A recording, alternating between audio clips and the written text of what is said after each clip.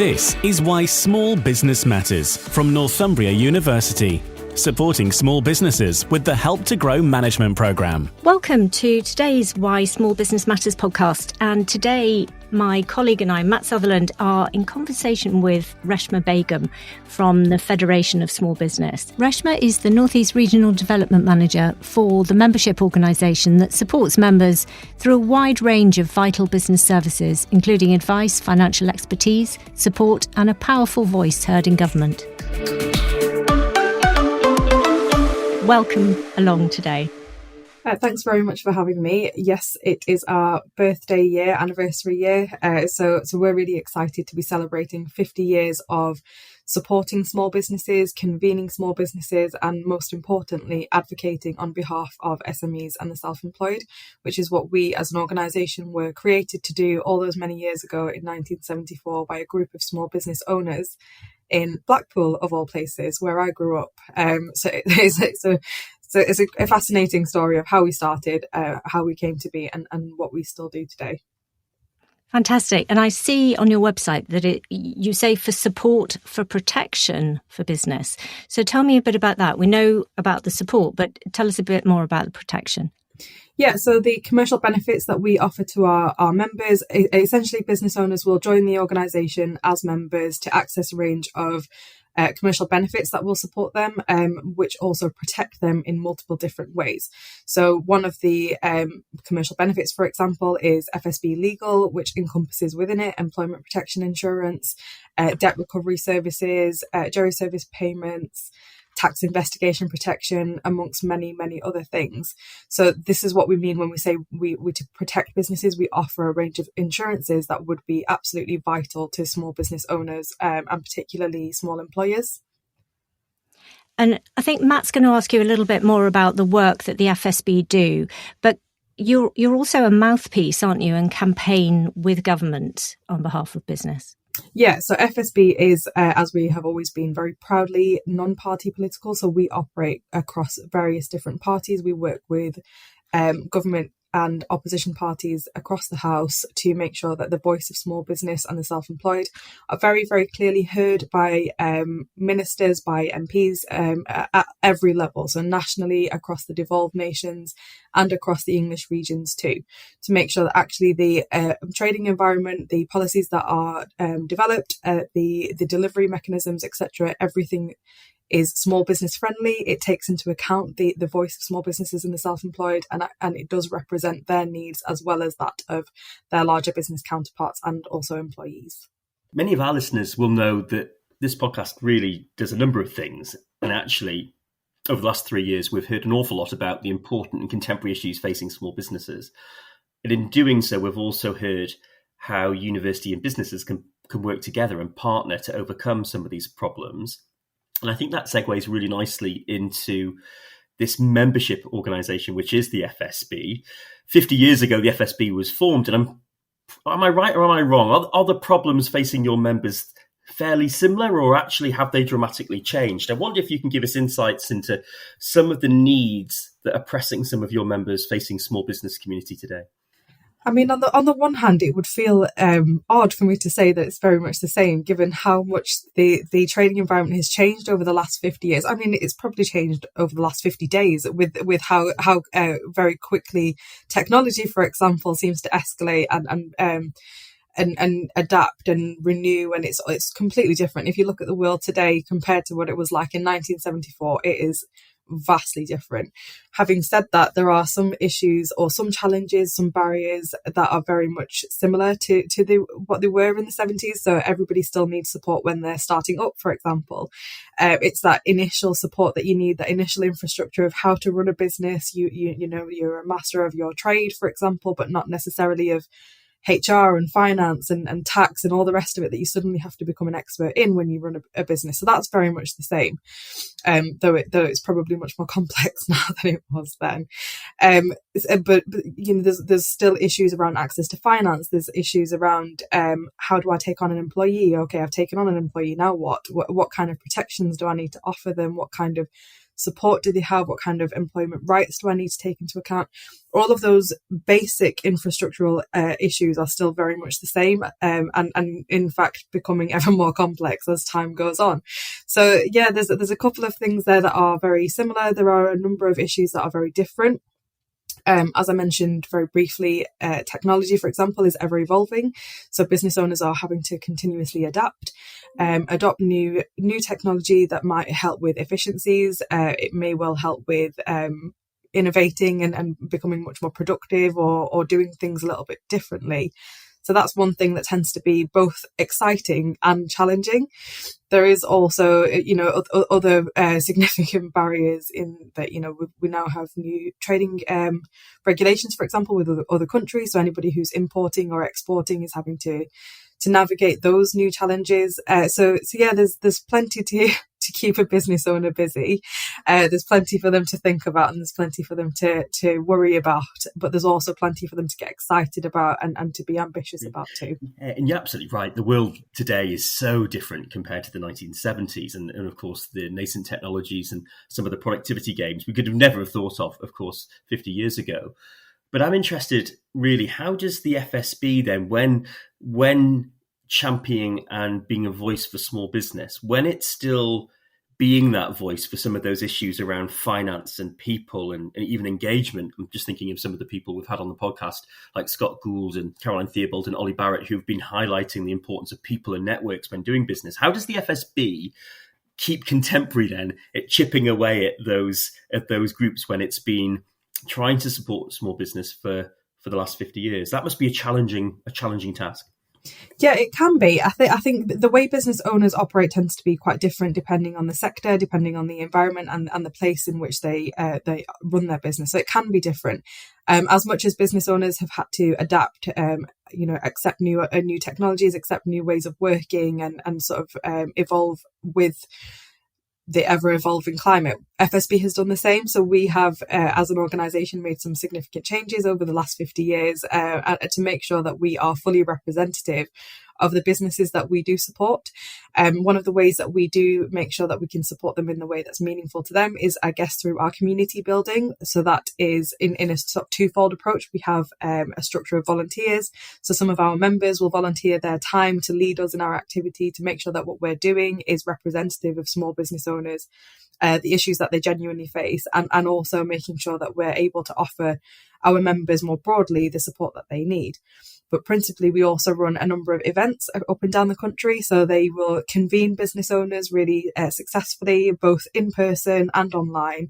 That's something, again, a new technology that we all had to adopt post-COVID, I think. Online events, pre-COVID, unheard of. Post-COVID, very, very normal. But we like to convene our members and non-members as well, because we are here to represent all small businesses. Though our membership benefits are restricted to members only, the support element does very much exist for the wider small business community. So we convene them for networking events so that they can learn from each other. They can offer peer support to one another. I do think that level of mentoring and peer support is absolutely invaluable. They really understand what each other are going through, the challenges that they may be facing. And in many cases, the reassurance that a fellow business owner can provide is quite different to the reassurance that someone like you or I would be able to offer. Equally, we do run a number of sort of webinars, at seminars, in-person workshops, online workshops, just to make sure that if there are any significant changes or learning opportunities for our members and non-members, we're able to offer them a service that can support them in their continuous professional development. Wondering, Reshma, whether within the Northeast where you operate, whether there was an appetite for a membership organisation, or whether at the moment we're still recovering from COVID, we're still trying to get back on our feet. But I just wondered whether that was something that you're seeing an increase in. I think it's quite stable in terms of the recognition that membership organisations, but networks in general, are really valuable to small business owners and the self-employed, valuable to businesses of all sizes, really. And in the Northeast, we're hardly short of organisations that people can join. So FSB is one of multiple organisations who can offer support to small businesses, to self-employed people, and to many different others as well. We've got a number of sector bodies, we've got a number of of business representative, employer representative, etc., and some that are just networking as well. So there's plenty of opportunities for businesses to be part of something bigger than themselves, and I think that tends to be one of the reasons why people do join. From an FSB perspective, obviously the benefits are very invaluable and really good value for money as well. We, as a not-for-profit, we don't charge a large sum of money, but it's primarily being part of something a little bit bigger that tends to be a big draw for businesses, I think. Being part of something bigger as in being part of a network that can enable them to grow, that can support them, that can nurture them and help them learn. But also, I think there is that recognition of collective voice. Actually, if we're all saying the same thing collectively to government and local policymakers too, then that is much more powerful than the individual 5.5 million, for example, going off and saying the same thing in multiple different directions. So I think there are two reasons why people do find networks valuable, and I think those two are the main reasons. Reshma, can you tell me where some of our listeners can find out more about the FSB? So if anyone is interested in joining FSB, the cost of membership is dependent on the number of staff that you employ, payroll staff that you employ. But I'm happy to share my contact information. If you'd like to get in touch and ask me questions, you're more than welcome. We do have two fantastic membership advisors in the region as well. They are able to help you join, so I can put you in touch with them. Equally, if you prefer, you are more than welcome to join online. We do have facilities via our website to join online or contact our customer services team, who would be more than happy to help as well. You're listening to Why Small Business Matters. Find out how Northumbria University can help your business thrive through the Help to Grow management programme. Delivered by leading small business and enterprise experts from Northumbria University, with the support of leading figures from industry and experienced entrepreneurs. The programme supports senior managers of small and medium-sized businesses to boost their business's performance, resilience and long-term growth. The 12-week programme is 90% funded by the government, and the fee payable by participants is £750 and has been designed to allow participants to complete it alongside full-time work. The in-depth, high-quality curriculum supports you to build your capabilities in leadership, innovation, digital adoption, employee engagement, marketing, responsible business and financial management. By the end of the program, you'll develop a business growth plan to help you lead your business to realize its potential. To find out more about the program, the modules, eligibility and fees and delivery dates, go to northumbria.ac.uk/help-to-grow. You're listening to Why Small Business Matters, brought to you by the Help to Grow management team at Northumbria University. My name's Sarah Stevenson, and today we're talking to Reshma Begum from the Federation of Small Business. I'd like to ask you a couple of questions, Reshma, if I may. We know that 99% of the business population are SMEs, and the British Business Bank last year highlighted the fact that around 32% of SMEs found it difficult to obtain external financing. Now, we know that that's what people need to grow. Many say to us at the university, if they come on courses, we don't know where to go. You know, we're looking all over the place for available options. But not everybody is aware of funding options. And I just wondered whether that was something that the FSB can help signpost for business. Yeah, so I think with access to external finance, there's probably a couple of things to take into account from a representative perspective, and then more formally in terms of how we can support that. So first of all, growth means different things to different people, and I think we all need to acknowledge that actually one person's version of growth might look very different to another person's version of business growth, and both are perfectly okay. I would like to make sure that listeners are aware that, you know, we do appreciate that, and nobody is trying to push them into a growth journey that they're not ready for, neither do they want. So it's really important to acknowledge that however growth looks for you is completely fine, and we should be more understanding and more accommodating to making sure that the support that we're able to offer is meaningful to the business owner in the way that they need it to. So that's the first thing to just take into consideration. The second is a number of business owners anecdotally will suggest that access to finance is utterly terrifying. First of all, it's difficult to access finance, but secondly, it's quite scary. It's similar to taking on staff. Taking on debt is really quite worrying, especially at a time when things are so uncertain. The trading environment is very uncertain. Consumer buying habits are ever changing, and everybody's obviously tightening their belts a little bit, so not spending quite as much. So a number of people find it quite scary. Same goes for equity funding and giving away percentiles of your business. A lot of small business owners will say, we've gone into business to have that freedom, to have that independence, to not have to answer to anybody. I now don't want to answer to shareholders. And you can kind of understand that, really, can't you? So I think there's a couple of things that do hold business owners back as perceived barriers that they've placed in their own way. And we're hoping that we, along with other networks, can break down some of those barriers by helping business owners to understand that it's not as scary as they maybe think. But there are also some actual barriers, unfortunately, that do pose some serious risk to business owners, and some are much more risk averse, understandably, than others. So the first one that FSB continuously campaigns on, and continues to do so today, is around personal guarantees on business loans. So for a small business owner with unlimited liability, their personal assets can be placed at risk for any business loan that they take.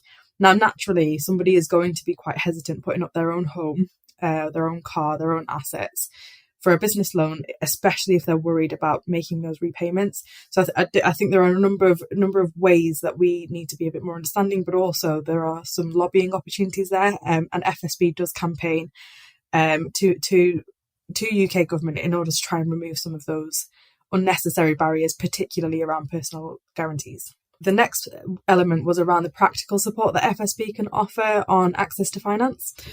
So one of the membership benefits that we do offer is a sort of support with identifying various different funding mechanisms and supporting with how businesses can acquire a loan, or if there are any grants, etc. out there that may be applicable to them. So we're more than happy to offer that signposting service. There are a number of others as well. So we work really closely with some of our high street banks, for example. So if there's any way that we can support with the relationship there, absolutely happy to do so. Similarly, we've got a great relationship with public sector providers. So the formerly known Growth Hub, which has now been absorbed by the North East Combined Authority, for example, they offer a brilliant signposting service, and we have a great relationship with them too, and happy to make those introductions wherever we can. I think that's really what people want to hear, isn't it? That's reassurance that there are people out there, not just to hold your hand, to take you to the areas that perhaps you're interested in finding out more about, but really understanding that there is a little bit of support there for people, because it is scary, particularly if you're a sole trader. One other thing I'd like to talk to you about is SME owners wanting to sell up and exit from their businesses. Now, interestingly, there's some research over the last 12 months that's shown that many SME owners, and many more than in Europe, are thinking about selling. And I just wondered whether you come across that, or whether you think there is a climate at the moment of business owners getting to the stage where they think, no, I've had enough. I'm going to put my small business into a position to sell it and get out. I think it tends to fluctuate with the trading environment, the rate of businesses looking at exit strategies. Generally speaking, when people can see some challenges coming over the horizon, and actually when they start to feel like self-employment is no longer worthwhile as an option, or enterprise is no longer worthwhile as an option, then they certainly do start to look a little bit more at exit strategies. And what I mean by the horizon is when we have large scale economic shocks.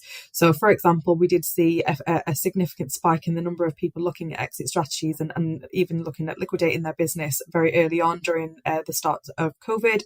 It also happened at the start of the cost of living, cost of doing business crisis, and again it's happening now too.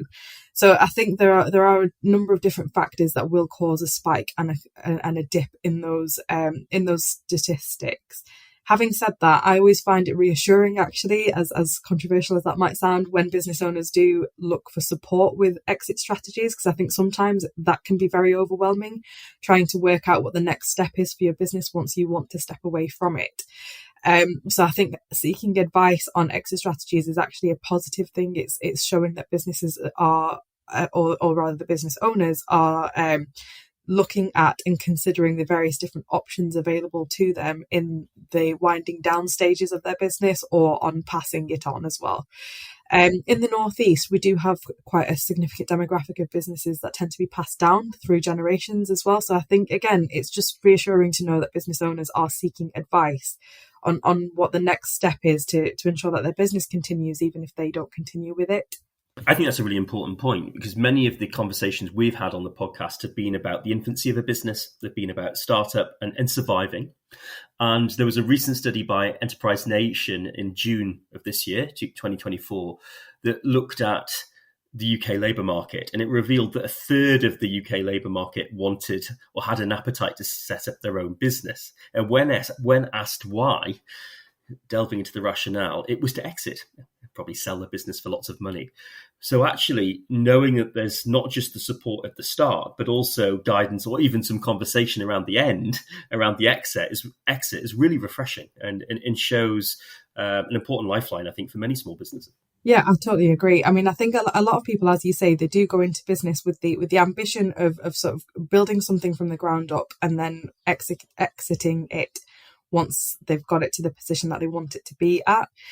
We do live in sort of that gig economy, hustle culture. Everybody wants to build something and then walk away from it once they're in a position to be able to do so. And I don't think there's necessarily anything wrong with that. I think it's perfectly acceptable to have that conversation from the very beginning. If that's your ambition, if your ambition is to build a business for the next 5 to 10 years and then to walk away from it retired and very happy by the age of 30 or 40, whatever it might be, great, good for you. Let's see how we can do that, because we need the businesses, we need the innovation, we need the jobs, and you want to achieve your ambitions. So I think there's ways of collaborating on that to make sure that actually it works for everybody. Yeah, so you must find, interestingly, in the 1970s, most of those conversations around exiting the business must have been passing down to family members or selling up in decades' time. And actually now, do you have some of your members who have exited, then come back with another business and they're back on the journey with the FSB? Do you see business owners with wearing different hats over the course of their journeys? Yes, I mean, FSB membership is personal to the individual. So many of our members have multiple businesses anyway, and a portfolio of different businesses, because the membership covers all of them, which I think is really exciting. Actually, it's one of those things that small business owners do tend to have, multiple different hats across multiple different businesses, and I think that in itself is so exciting, and to be able to spin all those different plates for several different businesses is definitely exciting. As you say, in the 70s, the exit strategy very much would have been, well, it's going to be passed down to my children and then grandchildren, and that's how it'll go. That's certainly something that has changed over the years with people selling their business outside of the family, etc. But yeah, we do see a number of our members retiring and then opening up a new business. I mean, it's happened within my own family. My granddad used to run small business owners when I was younger. He retired, and a year later he had a new business. He got bored. He didn't want to retire. So it tends to happen, I think, with that generation, that actually it is very much about working very hard and just continuing that hard work for as long as it makes sense. There has been talk of new government measures to tackle late payments, which particularly affect small business. And figures have shown that on average, there's been losses of 22,000 to small firms, which equate to 56 million hours of lost productivity across the economy. What about the businesses that you come across, Reshma? Are late payments an issue? Yeah, absolutely. I mean, on the budget, as I mentioned earlier, FSB are cross-party. We work with Labour in opposition. We will now work with them in government. Similarly, with the parties that now find themselves in opposition, we will continue to work with them to represent businesses at all levels. And we are working strongly on making sure that small business voice is heard in advance of the budget, and we will make sure that it's heard post-budget as well, in advance of the spring too, and going forward. So I just want to reassure people that we are listening to the concerns of businesses, and we do relay those concerns too. In terms of late payment, I mean, rarely can I go into a room of small business owners, ask, has anyone here been impacted by late payment, and have no one raised their hand. I don't think it's ever actually happened. At least half, if not more, of those business owners will raise their hand because they have been impacted by it, to differing degrees, sure, but all have been impacted. I mean, the average late invoice, according to our research, was around £6,000 and around 6 weeks to get paid. I mean, it's ludicrous when you think about it. We can't go into a shop or an establishment, pick up your items, leave, and then say, I'll pay you when I can. But small business owners do seem to find themselves at the receiving end of being an unexpected overdraft for other people. And that's just not acceptable behaviour, really. It's a breach of legal contract, if we're honest with ourselves. And for small business owners where cash is so very vital, reserves tend to be very little, if at all, existent. It causes some significant issues, as you've alluded to. Many businesses find themselves closing each year as a result. So our research actually suggests we lose around 50,000 businesses per year as a result of late payment. And actually, if everybody was paid on time and we resolved the issue, we estimate that it would add around £2.5 billion to the UK economy. So it's not an insignificant sum of money, really, to add to the economy. So late payment, yes, it is a massive issue. And we're really pleased that after many years and many conversations with government, we are seeing some significant step changes in tackling late payments. So one of those major changes is, it starts with legislation, as well it should. Formally, as a result of FSB lobbying, the Financial Reporting Council produced guidance recommending big firms report their payment terms in their annual accounts and their annual returns. And as it was guidance and a recommendation, it did not happen. It is now mandated, or it will be mandated as the legislation comes forward. So I think that's a huge step change in the way that we manage these this significant challenge that is impacting so many of our small businesses. And it just shows that FSB lobbying does continue to generate success. Yeah, and I suspect it's large organisations and even the public sector who are probably the culprits there as well. Yeah, it tends to be larger organisations, I think, and as you say, public sector as well. And public sector procurement is quite complex. So it's obviously it's through the different tiers of the supply chain as well. Smaller businesses will often find themselves in tier 2 or below. So whilst the public sector payments may make it to their tier 1 suppliers, it's the smaller businesses within the supply chain who are suffering. Which again, we are trying to tackle as an issue. Reshma, you clearly have a very insightful role and huge variety on a weekly basis of all the small businesses that you come across. Could you give us a bit of a flavour for the typical week that you have working for the FSB? Yeah, so if I give you a little overview of the FSB first, and then I can give you some information of how I fit into, how I as a regional cog fit into such a large national machine. So FSB is a UK-wide not-for-profit, non-party political business support and representative organisation. We aim to provide support, provide protection, community building and advocacy on behalf of SMEs and self-employed. So that's anyone with 0 employees running their own business or on a self-employed basis, all the way up to anyone with 249 employees. So across the UK, we have around 150,000 members and we represent the voice of 5.5 million SMEs and self-employed people. And in the Northeast, which is the region that I cover, which goes all the way up to the top of Northumberland, down to the bottom of Teesside and across, is we have around 3,000 members. We're supporting them on a day-to-day basis. So we support our members through what I call a threefold approach, which is that community building, running the events, supporting them to network, supporting them to build their peers, support infrastructure. The second is the commercial benefits that protect them and enable them to run their business and to grow. And the third is the campaigning and the advocacy, which I would say is the primary reason why FSB exists. It's why we started all those many years ago in 1974, and it's what we continue to do today as our main USP. How I fit in, as I mentioned, I cover the northeast of England region. So I do what I like to call a mini version of everything FSB offers on a local level. And I realise local is quite a stretch when it's the geography that I have. But what I do is I'm responsible for advocating on behalf of SMEs to our local decision makers and the national decision makers based here locally. So that's our MPs, our directly elected mayors, our local authorities, key stakeholders such as yourselves at universities, colleges, etc., and many others. And it's also to deliver on the operational activity. So that's organising the events that members might find themselves attending and offering that one-to-one support as well, where it becomes necessary, where members have a query that they would like to get in touch about and need some direction on. So that's my role. I come across all sorts of interesting people, and I'm very, very pleased to say that we have a very influential role here in the region, as much as we do across the UK, to ensure that small business owners are advocated for very strongly and very effectively, if I do say so myself. What are the typical queries that come across your desk that are really the hot pressing issues facing SMEs? So one of the main questions I think that I get is, do you know someone who? And it's generally, do I know someone who knows the grants? Do I know someone who can offer XYZ business service that a business might need? And it is those introductions. It's making those connections between small business owners.